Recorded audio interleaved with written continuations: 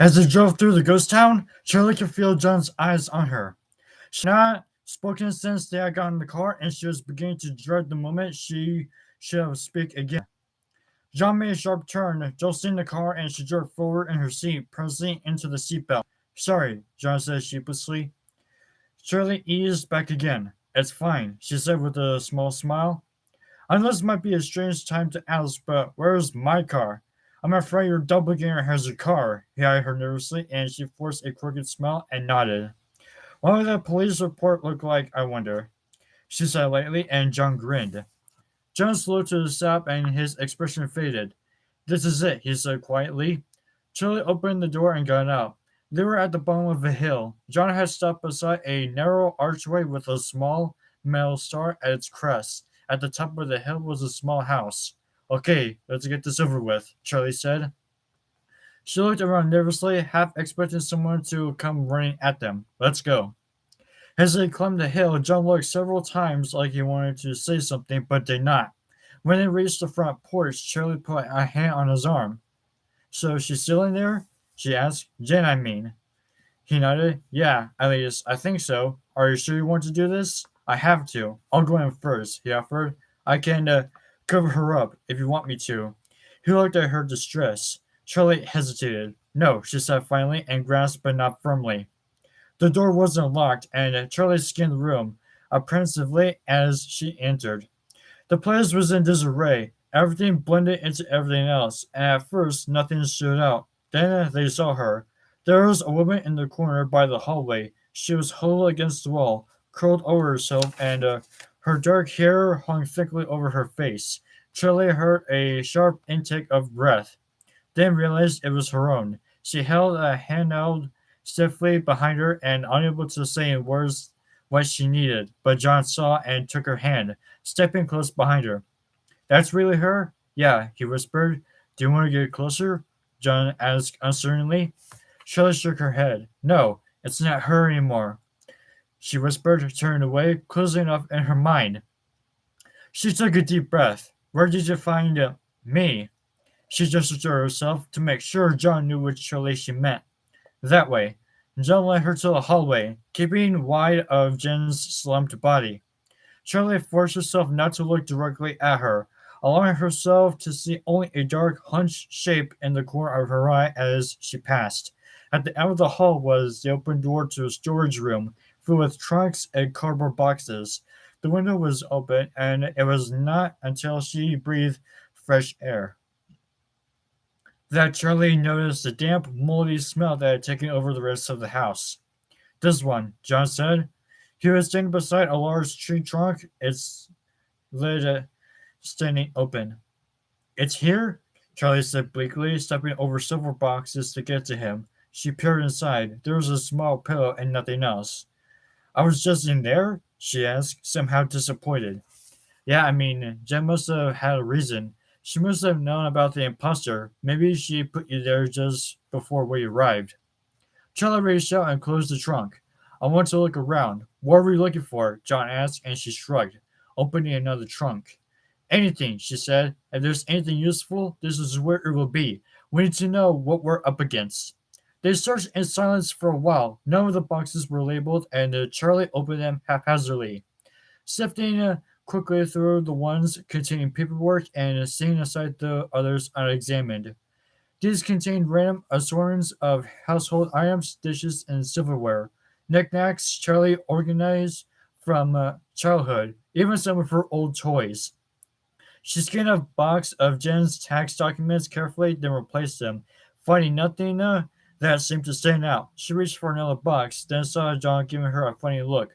What? She asked. He smiled, and there was a hint of something sad beyond it. You read really fast, was all he said. Didn't anyone ever teach you how to speed read? She said briefly, then turned her attention elsewhere. Charlie abandoned the stack of boxes she had been going through and went to the far corner of the room. She shoved a purse's pile of neatly folded sheets and towels aside and sat down cross-legged on the carpet from the hair. And she could not even see John, though she could hear him shuffling through paper and murmuring to himself under his breath. She swept her eyes up and down and the stacks one after another, and she saw it. Henry, written in her aunt's careful script. Charlie moved 3 overcoats and another box, and then it was in her hands. She stared at the letter, and for a moment the ink had faded over the years. Charlie traced it along with her index finger, her pulse fluttering in her throat like her heart was trying to get out. Daddy. She opened the box and saw it. On top was an old green plaid flannel shirt, worn down as thin and soft as cotton. She picked it up as if it were something delicate and pressed it to her face, and inhaling through the fiber. It only smelled like dust and time, but the touch of the fabric on her face brought tears to her eyes. She breathed in and out slowly, trying to force them back, and finally regained her composure. The part of her hollowed out of the unfairness of it, that she could not have taken a moment to cling to his slight presence and mourn. Self-consciously, Charlotte put the shirt over her shoulders, letting it drape over her back as she leaned and once more over the box. The rest of the box was stacked with smaller boxes, and she opened the first one to find a framed picture of herself with Sammy, infants in those few precious years before everything was ripped apart. Under the picture was an envelope addressed to her father's handwritten to Jenny. Charlie smiled and shook her head. I can't imagine anyone calling Aunt Jen Jenny. She opened the letter. My dinner's Jenny. I had an entire list of instructions written out for you, schedules and timetables, keys and procedures. You have indulged me so much, and it's only now at the end that I see how it has helped me get through these dark times, but also how ultimately empty it has been. I had everything so carefully planned. I've worked so tirelessly. I've warped and twisted my surroundings to the point where I can never be sure if I've completely settled back into reality, and even if I did manage to turn off everything planted in the walls to deceive myself, I think my mind will deceive me still. I don't need clinical testing of the long-term effects of these devices to know that I have undoubtedly done permanent damage to myself. I will always see what I want to see, but worse than that, there is the splinter, more like the stake, always deep into my heart, reminding me more and more every day that I see as a lie. Through your patience and your indulgence of me, you have tried to keep me happy, but it's also somehow brought me back from this world I made for myself. I think maybe it would be better for you to not have indulged me. Then I would exclude you from my bubble, convince myself that you were crazy like everyone else, but instead, your uneasy love caused me to listen to you, to let you in, and the consequence of that was seeing the truth in your eyes, and letting that in was as well. I have my Shelley here with me. You'll never have to indulge me in her again. Rather than taking joy in her, I have cried over her so many countless tears.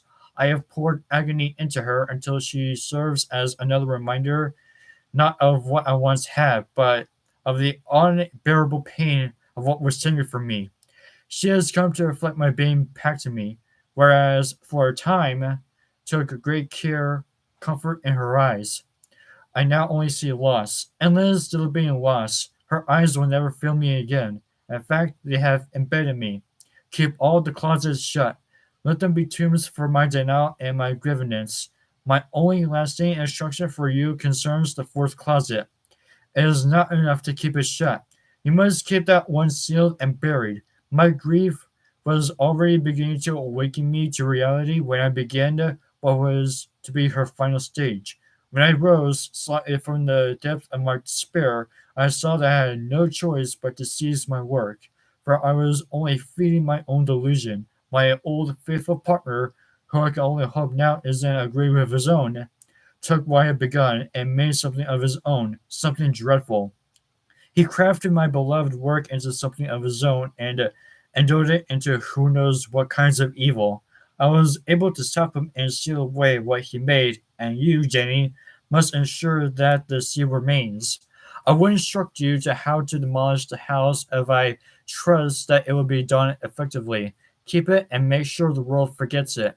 Then, someday, after many decades have passed and no one remembers, fill it with every kind of flammable thing and burn it to the ground. Stand in close guard to put a bullet into anything that emerges from the rubble. no matter what or who it looks like. I'm going to be with my daughter. Love and always to the end, Henry. Charlie? John was standing behind her.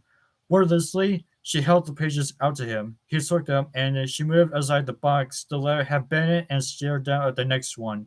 It was sealed with packing tape, but the sticky side was old and dry, the edges curling out from the cardboard. John shuffled the pages and still reading. Charlie shivered despite the warm air, and she put her arms through the sleeves of her father's shirt and rolled them up in her elbows.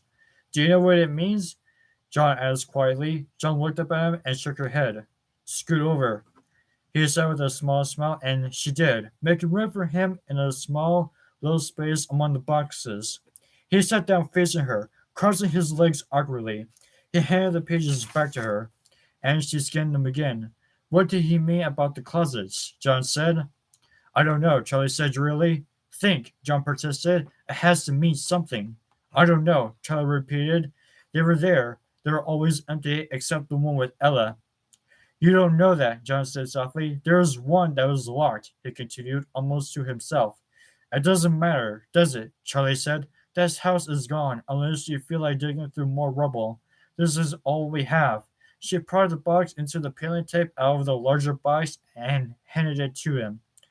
All that was left under was a locked box, which opened easily as she tugged at the lid. It, too, was filled with papers. On top was a fine pencil drawing of a familiar face. That's Ella, John said, peering over her shoulder. Yeah, Charlie said. Her father had captured the doll's deflected features in exquisite detail, not only her face, but her shiny, synthetic hair and the tiny creases in her dark, starched dress. Her eyes were open wide, and their blank stare was at odds with the rest of the picture, a perfectly lifelike representation of something lifeless. I didn't realize he was such an artist, John said, and Charlie smiled. He said he drew things so he could see them, that it didn't work the other way around. She handed John the picture. Below it was another, again of Ella, this time from the side. The next showed only Ella's face in profile.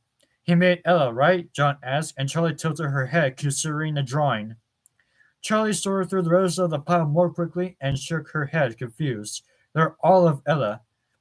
John picked up the remaining cardboard box and ripped the tape off with sound like tearing cloth. It stuck to his fingers as he balled it up, and from the corner of her eye, Charlie saw him struggling to dislodge it. She paged through the drawings again. Look at the notes. She handed him the first drawing. They looked at it, growing impatient as he peered at her father's malicious but tiny handwriting. He read it out slowly. Height, 81 centimeters. Height, conformance. He looked up. It's just measurements. Charlie handed him another drawing. Looks the same to me, John said, then flicked his eyes to the notions. Height, 118 centimeters. John tilted the page as though he might be reading it wrong. This one says 164.5. Charlie said, holding up another seemingly identical picture. I don't understand, she said, setting the page up in her lap. Did he make another Ella? She traced a finger along the line of Ella's hair, smudging the pencil mark. Then a thought struck her. I wonder if he was trying to make it up to me, she said. What do you mean? If he was trying to give me a companion, a friend, because of what happened, she met John's eyes, unable to say what she really meant. You mean Sammy, because you lost your twin? He wanted to give you a doll that would, grow up with you? John said incredulously, and she nodded, relieved that he had made sense of her half-spoken words. Maybe, Charlie said softly. His eyes were pinched with worry, and she looked away, studying the drawings in his hands again. It doesn't really make sense, though, does it? Charlie said. What do I do with a 5.5 doll on a track? She reached for the letter again, holding it like a talisman, though she did not need to read it. Was there a bigger version of Ella in the locked closet? John's eyes searched the air without a target in the silent room for several long moments, then snapped back to attention. Charlie was quietly looking down at her own hand, curling her fingers slowly, then uncurling them. The silence dragged on, smothering. Then John grabbed Charlie's hand, settling her. I saw your blood. What? Charlie said, startled. I saw your blood that night. You bled. I don't think Ella bleeds, do you? The statement was absurd, but John was watching her uneasily as if he expected a response. Seconds passed, and Charlie did not know what to say. I thought you were dead that night, John whispered at last. But I'm not dead, right? She locked eyes with John. I'm alive, right? She took his hand, and he grasped hers tightly. He covered her hand in both his own, and she gave him a puzzled smile. John, she repeated nervously, and his jaw tightened. He looked at the point of speaking, when Charlie suddenly turned her head toward the window. What is it? John said with alarm. Charlie put a finger to her lips and tilted her head to listen. There's someone outside. John watched her face initially. Then his eyes widened as he registered the sound, too. The footsteps crunched one last time on gravel outside. Then they were silent. I ran back, he mouthed, and Charlie nodded, dropping his hands and steadying herself in the trunk. Behind her was she stood. John hesitated to help her, but she waved him off. Come on, she whispered. Back door? I don't know. He started to make his way toward the hall, motioning her to follow. Charlie, hurry. John had doubled back to her and was pointing urgently to the door. She shoved the letter into her back pocket and followed him, pegging her way cautiously through the debris of the storage room. In the hallway, the thick and musty air hit it like a wave. And Charlie swallowed her revulsion, trying not to picture her aunt's body curled up in the next room. They crept down the hallway toward the front room and the door, shuffling their feet as to make no noise. At the end of the hall, John stopped and Charlie waited, listening. There was only silence. Then a wind chime rattled outside the front door and they pulled back into the recess of the hall. John looked grim. There. He nodded to the door opposite the storage room, which was slightly ajar. Was that open before? Yes, Charlie answered. I think so. They made their way slowly toward the open door. Charlie breathed shallowly, trying to register the slightest noise ever over the pounding of her own heart. As they reached the doorway, she heard a rustling, like someone stepping on soft leaves. John and Charlie split up and stood on either side of the doorway. Charlie by the hinges and John by the knob, and slowly he pushed the door the rest of the way open. Charlie saw the relief on his face before she saw what was in the room. A bed, a dresser, and absolutely nothing else, not even a closet. There was a window open, and John turned back toward Charlie. I think we've got a way out, he said.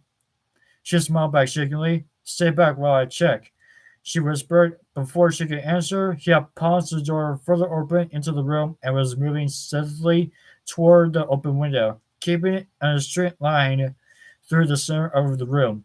Charlie stayed in the hall, pressing the door open so she could see the entry of the room. Charlie watched nervously. Hurry, she urged him silently. Then, as she thought of it, she felt the door stop against her fingers as though something was blocking the way. Is there something behind the door? Slowly, noiselessly, she leaned to the side to put her eye in the crack of the door. On one of the hinges, her heart stopped. Another eye was looking back at her. Charlie staggered back. The door wavered for a moment, then slammed shut. From inside the room, something banged and crashed over and over against the wall. John! Charlie cried, and beat against the door. Suddenly, the house went still, and a few moments later, the door drifted open, and a figure glided out gracefully, stepping into the hall with care as though trying not to make a sleeping baby. Charlie stared disbelievingly at her duplicate, her mind hazily registering all the tiny differences between them as she struggled for words. You're not me, Charlie managed to say, and her own face smiled cruelly back at her. I'm the only you that matters.